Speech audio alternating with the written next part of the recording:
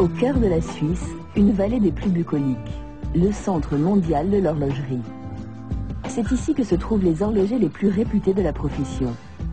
Depuis des siècles, ces hommes sont obsédés par l'idée de fabriquer la montre parfaite. Pour percer le secret du temps qui passe, ils prennent tout leur temps. Une quête insensée pour laquelle ils ont su développer un savoir-faire unique, mondialement reconnu.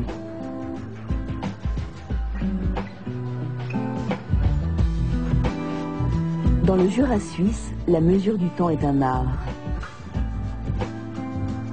Nous partons à la rencontre de maîtres d'œuvre de génie et de leurs extraordinaires inventions.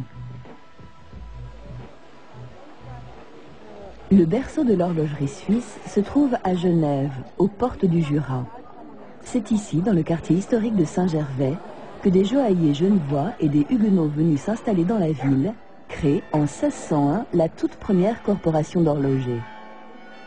Quelques années auparavant, Jean Calvin, l'un des pères de la réforme protestante, a interdit aux Genevois de porter des bijoux. Du coup, joailliers et orfèvres ont utilisé tout leur talent pour fabriquer des montres. Une façon de contourner l'interdit tout en exerçant leur métier. Rapidement, les montres se parent d'or et de pierres précieuses. Depuis ce temps, c'est à Genève que naissent les montres les plus luxueuses et les plus chères du monde. L'horloger genevois Patek Philippe s'inscrit dans cette tradition. Dans l'entreprise familiale règne une atmosphère de sobriété et de luxe manifeste.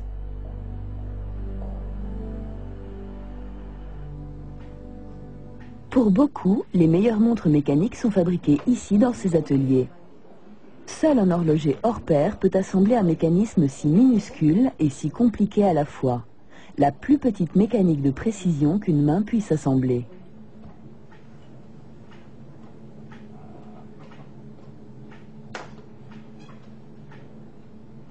La couronne, une pièce maîtresse, a deux fonctions.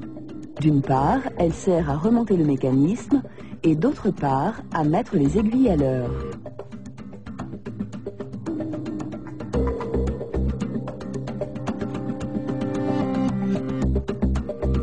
C'est donc avec la couronne que l'on remonte le ressort dissimulé dans le barillet. C'est ce qu'on appelle l'armage du ressort. Le ressort est le moteur de la montre, sa pièce vitale. Après avoir été remonté, il se détend lentement. L'armage entraîne les roues d'engrenage qui entraînent à leur tour toutes les parties du mécanisme. S'il n'était pas freiné, le ressort enroulé en spirale se détendrait en quelques secondes et les aiguilles s'emballeraient. Pour empêcher le déroulement incontrôlé du rouage, l'encre transmet les impulsions du balancier à la roue d'échappement. L'encre hache le temps en de minuscules intervalles. Le temps se laisse alors apprivoiser. On peut enfin le mesurer.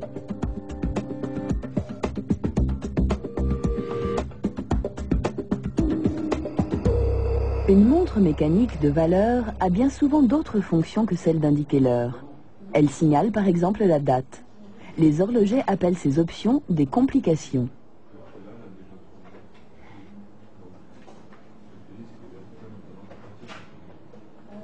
Ici, l'horloger assemble une complication très rare, un mécanisme délicat et ingénieux appelé tourbillon.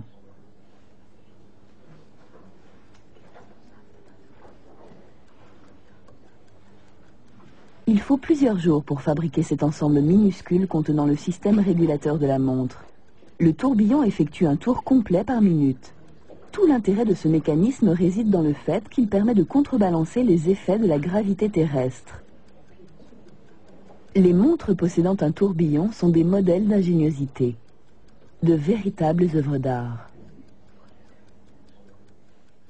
Et ce qui me plaît beaucoup dans mon travail, c'est qu'il y a un mélange de côté mathématique, physique, rationnel, avec un côté artistique et dextérité. Ça veut dire qu'on doit faire autant on doit polir des faces en acier, on doit polir des vis, on travaille avec nos mains, il y a un côté artisanal, et il y a aussi un côté physique, mécanique, avec des instruments de mesure, tout un côté un peu alchimie de l'horlogerie qui est très intéressant.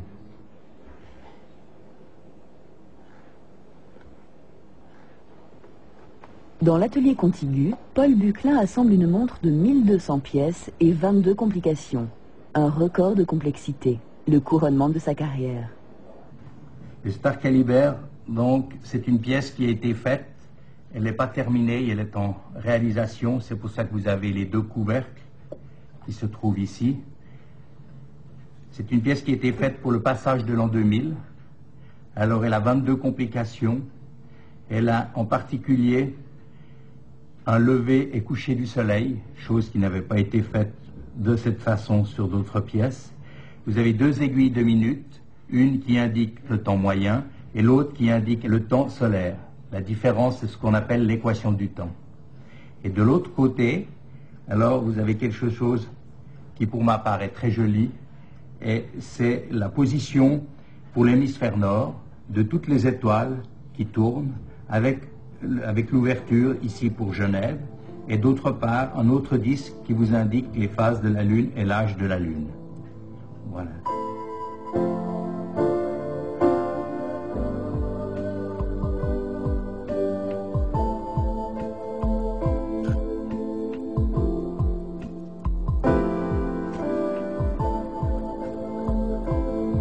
Il faut des mois pour assembler le Star Calibre.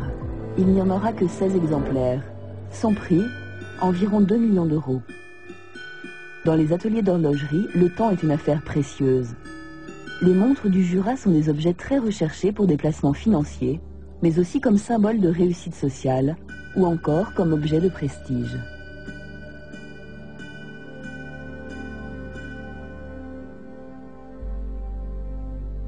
Ici, on vend du rêve, on vend aussi, disons, et puis la beauté des mécanismes aussi. Je crois que les gens sont sensibles à ça.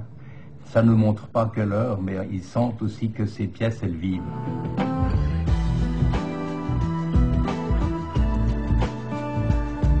Au milieu du XVIIIe siècle, les horlogers genevois connaissent un tel succès que pour pouvoir honorer toutes les commandes, ils font appel aux paysans des vallées jurassiennes, à qui ils sous-traitent de plus en plus de travaux. Pendant les longs mois d'hiver, ces paysans n'ont pas d'activité. Beaucoup vont alors apprendre quelques notions de métallurgie et d'horlogerie afin de s'assurer un revenu supplémentaire. Certains vont se montrer si doués qu'ils vont devenir de véritables experts.